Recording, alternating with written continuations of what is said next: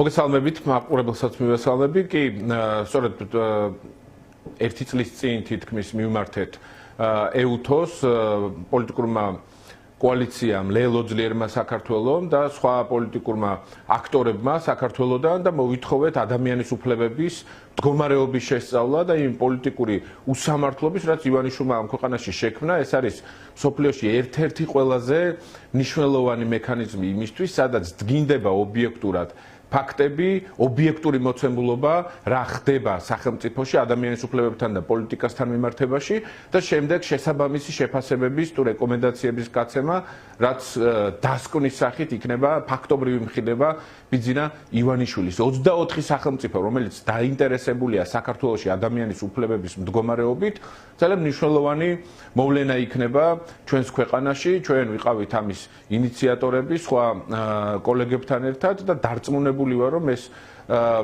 ფორმატი იმუშავებს წარმატებულად საქართველოს მოქალაქეების საკეთილდღეოდ და ბიძინა ივანიშვილი მიიღებს თავის ობიექტურ სურათს, რამდენად ავტორიტარია, რამდენად დამნაშავეა ადამიანის უფლებების სისტემურ და მასიურ დარღვევებში და როგორ ცდილობს გაანადგუროს საერთოდ პოლიტიკური პროცესი ამ ქვეყანაში. დიდი ინტერესით ველოდებით და ძალიან გვიხარია, რომ ის გზა, ის მეთოდი, რომელიც ჩვენ გამოვიყენეთ დამატებითი ინტერესის შესაქმნელად საქართველოს მოქალაქეების უფლებებისადმი, წარმატებული აღმოჩნდა და 24-მა სახელმწიფომ, 24-მა ქვეყანამ დაუჭირა ამ გადაწყვეტილებას თუ კენჭისყრაზე ხმა. ირაკლი, საინტერესოა ეს პერიოდი ამ მექანიზმის შედგენაზე, ასე ვთქვათ, კონსენსუსის სჭირდებოდა თუ ამ ერთმა წელმა როგორი იყო ეს ერთი წელი, ეს აღმოჩნდა დამატებითი мотиваცია, რომ EUTOS მოსკოვის მექანიზმი აემოქმედებინა. რახან თქვენი მიმართვა იყო პრეისტორია ამ გადაწყვეტილების, ამიტომაც გეკითხებით, მათ შორის თქვენი ლელო ძლიერი საქართველოს. მე ვფიქრობ, რომ უბრალოდ გრძელვადიანი პროცესია, უბრალოდ EUTO როგორც დიდი ბიუროკრატიული ორგანიზაცია და ორგანიზმი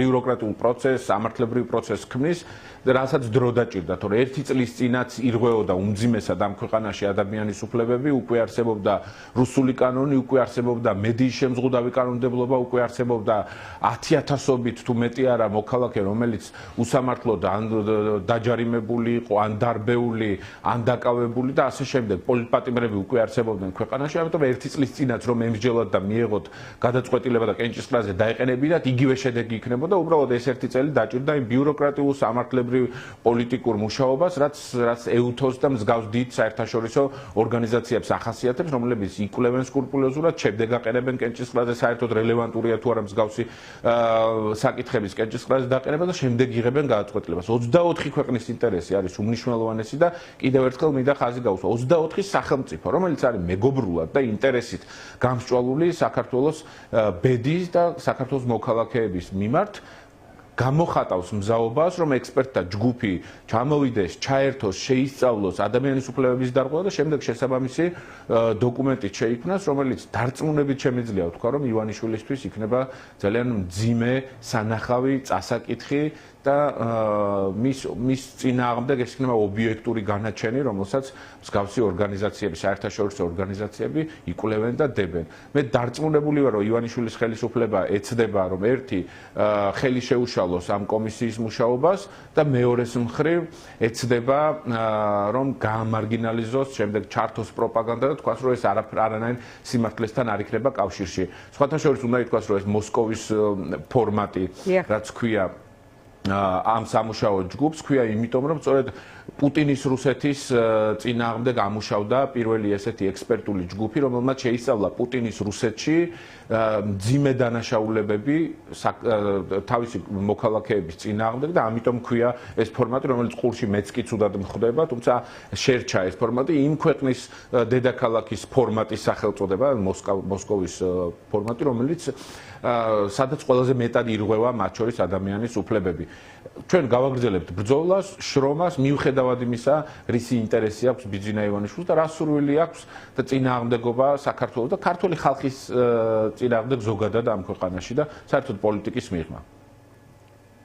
კი ბატონო, მოსკოვის მექანიზმი დასაზუსტებელია, შეიძლება მოსკოვში რაღაც დოკუმენტის მიღებას 1991 წელს მიუღიათ, მოკლედ ამას დავაზუსტებ.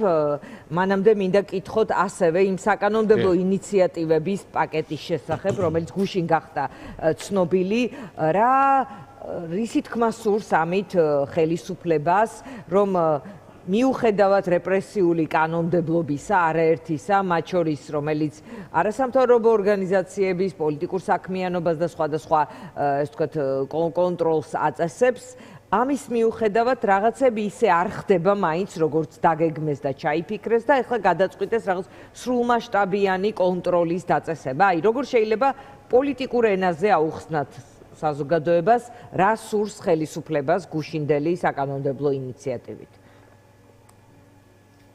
გუშინდელი საკანონმდებლო ინიციატივები არის ისეთი წარმოუდგენელი სიბეცე და დანაშაული დემოკრატიის და საერთოდ საკუთარი სამშობლოს წინაშე, რომ ამის ახსნაც ძალიან რთულია. პოლიტიკურად ვეცდები რომ არ ვისაუბრო, პირიქით ვეცდები რომ ვისაუბრო. მაგალითი რომ დავინახოთ, რა წერია ამ დოკუმენტში, ეგრეთ წოდებულ საკანონმდებლო ინიციატივებში, რომელსაც შექმნიან, შემდეგ დაასახიჩრებენ, რაღაცა გამოშიგნავენ, მიამატებენ, უფრო გააბოროტებენ და ასე შემდეგ. უბრალოდ დღის წესრიგი შექმნათ უნდათ პარალელურად ამ მძიმე პოლიტიკური თემებით. პირველი რო ავიღოთ.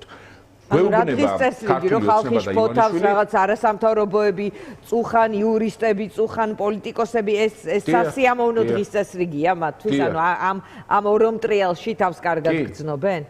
კი, იმიტომ რომ მაშინ როცა ამ ქვეყანაში ფასები იზრდება, ყველაფრის ფასი იზრდება საერთოდ კომუნალურიდან ლაპარაკობენ ირაკლი. კი, წინააღმდეგ სტრატეგია შეიმუშავეს და ამბობენ, რომ თითქოს თვითონ ზრუნავენ ამ ყველაფერზე, მაგრამ მაგალითისთვის გეტყვით, აი რადგან სხვა თემაზე გადამიყვანეთ, გადმოგყვებით, მოვდივარ მაგ თემისკენ, მაგალითად, პარასკევს ბათუმში ჩატარდება საკრებულოს სხდომა, ბათუმში საკრებულოს სხდომა ჩატარდება, ოფიციალურად დგება საკითხი მუნიციპალური ტრანსპორტის საფასურის გაძვირების შესახებ. რამდენი პროცენტით იცით დიანა? 250%-ით. რომ ღირს კონკრეტული თანხა ბათუმში ბათუმელებს მოგმართავთ. 250%-ით გაიზრდება მუნიციპალურ საზოგადოებრივ ტრანსპორტზე ღირებულება. ანუ რაზე მელაპარაკებიან საერთოდ? რა კარტოფილის ფასზე ლაპარაკობენ? რაზე საუბრობენ საერთოდ? ყველაფერი პასპორტის და პირადობის აღება, რომ ღირდა მაგალითისთვის ვამბობ 50 ლარი, ახლა ღირს 150 ლარი, 200%-ით გაიზარდა თუ არა ქართული ოცნების პირობა. მარტივი რო ვთქვათ რა, რაც ეს ბაზართან ესე დამოკიდებული არ არის. მათი დადგენილი ტარიფებია. აი ხვალ პარასკევს იმართება ბათუმში საკრებულოს სხდომა, თუ არ გადადეს საკითხი, არ ვიცი. ოფიციალურად ინფორმირებულები არიან საკრებულოს დეპუტატები იმის შესახებ, რომ ბათუმში საზოგადოებრივი ტრანსპორტის ღირებულება 250%-ით გაიზრდება, 2.5-ჯერ. და რა კობახიძე რას ბჟუტურებს, რას ლაპარაკობს, რისი თქმა უნდა, სპეკულირებს და შემდეგ. ეს არის ფაქტი. მე მომყავს ფაქტი, რომ ხვალ ამას აპირებენ. თბილისში რამდენით გაიზარდა ტრანსპორტის ღირებულება? საწვავი ლარი და 30 თეთრი რო ღირდა. ახლა რა ღირს საწვავი? 3 ლარი ხო არა შემთხვევით ქართული ოცნების პირობებში. ელექტროენერგიის საფასურის ზრდას რომ აპირებენ, ვისი ჯიბიდან აპირებენ ამ ყველაფრის ამოღებას? ანუ ყველაფერი გაძვირდა. და ამაზე საუბარი არ უნდათ. არ უნდათ საუბარი უსამართლობაზე, უკანონობაზე, კორუფციაზე, ის რაღაც სერია სუსის ბრიფინგები, რომელსაც უყურებთ დიანა. რისთვის კეთდება? განა რომელიმე კორუფციონერს რეალურად იჭერენ და კორუფციის წინააღმდეგ ბრძოლამდის. კორუფციონერები რომ დაიჭირონ, ბიძინა ივანიშვილმა საკუთარი თავი უნდა დაიჭიროს. რეალურად მერიაში გაძეძგილი ხავს კორუფციით ეს ყველაფერი. შეიძლება გავიგე, მაგრამ ვისი ჭერენ, იცით? 19000 ლარი მოიპარა გურიაში ერთ-ერთ სოფელში სტადიონის რაღაც გაკეთების პროცესში. 19000 ლარი. ისიც დასაჭერია, რა თქმა უნდა, მაგრამ ასეულობით მილიონი რომ მოიპარა, ის არ არის დასაჭერი? აი დედაქალაქის მერადროზის და ახლა 300 მილიონამდე ლარის გადახდა გვიწევს, იმიტომ რომ არასწორად მოაწერა რაღაც ინტერრაოს ხელშეკრულებას ხელი. ამაზე პასუხისგებლობას ვინ იღებს? მათ 300 მილიონი ლარი რო გადასახდელი აქვს დღეს ქართულ სახელმწიფოს და ამის პარალელურად 100 მილიონი ლარი დააკლეს ანაკლიის სპორტის მშენებლობას, რომელსაც არ აშენებენ. 100 მილიონი ლარი 2026 წლის ბიუჯეტიდან დიანა ამოიღო ქართულმა ოცნებამ და რა გააკეთა ეს 100 მილიონი ლარი ინტერრაოს რუსულ კომპანიას რუსეთში უნდა გადარიცხოს. და გამოდის კიდე ვიღაცა კოცი დეპუტატი დამოწ 100 მილიონ ლარს რომ გადავიხდითო ახლავო ჩვენო რუსეთის სასარგებლოდო ეს არანაირ გავლენას არ მოახდენს ბიუჯეტზეო. აბა მოქალაქეს კითხე 100 მილიონი ლარი რო იყოს რამდენი სოფლის გაზიფიცირებას გააკეთებდი? რამდენ სოფელში წყალს შეიყვანდი? წყალი რომ არა აქვს დღეს თბილისში ნახევარ თბილისს უამრავი სხვა მუნიციპალური პრობლემა რო აქვს. და ამ დროს 100 მილიონი თურმე ქართული ოცნებისთვის არაფერი არ არის თუ მათი დანაშაულის გამო უნდა გადაირიცხოს. მისი მოადგილეები, ბაღების გაერთიანების ხელმძღვანელი რო დაიკავეს, კალაძემ თქვა რომ მეო ეს პასუხისმგებლობა არ მეკუთვნის, მე ჩემ თავზე ვაგებ პასუხსო. მის თავზე თუ აგებს პასუხს, გავიდეს მინდორში და მარტო იხეტიალოს. დასამახსოვრებელი კომენტარი იყო და მის სტრუქტურებზე. კი ბატონო, ირაკლი, კიდევ ერთ თემა მინდა რომ მოვასწროთ ამ თემაზე ლაპარაკი, ეს არის დღეს პროცესი იყო ლევან ხაბეიშვილი ფიქრობ რომ ერთ-ერთი ამ ხრივ რაღაცა კონკრეტული სათქმელით იყო პროცესზე წარმოდგენილი, დაიწყეთ ნამდვილი დიალოგი, იმუშავეთ პატიმრების ციხეებიდან დასახსნელად, მოუწოდებ ყველა პასუხისმგებლიან ადამიანს, ვინც თავისუფლებაზეა, რომ ნუ ვიტყუებთ თავს, ნუ ვიცხოვრებთ სიცრუეში, ასე არაფერი გამოვა. გამოსავალია მძევლების გამოყვანა დიალოგით, რაც უნდა მძიმე იყოს ეს პროცესი, აიღეთ ეს თქვენს თავზე, მე რომ თავისუფალი ვიყო, მოკლედ რას ქვია ტალახს მესვრის ვიღაცა, მოკლედ ამ პროცესს დავიწყებდიო, ის ასევე ზოგადად პოლიტიკურ სიტუაციაზეც ამბობს. არ ვიცი, ფიქრობთ თუ არა, რომ არის რაღაც რაციონალური ან არ არის მის ამ ნათქვამში.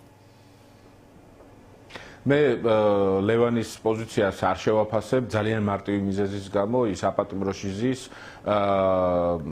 არის ტყვე ამ სისტემის საერთოდ იმ მოცემულობის, რაც თავად ბიძინა ივანიშვილმა შექმნა, ის რადიკალიზაცია იქნება, რაღაც გამოსავლების ძიება, სირთულეები, მათ შორის დაშვებული შეცდომები თუ ასე შემდეგ.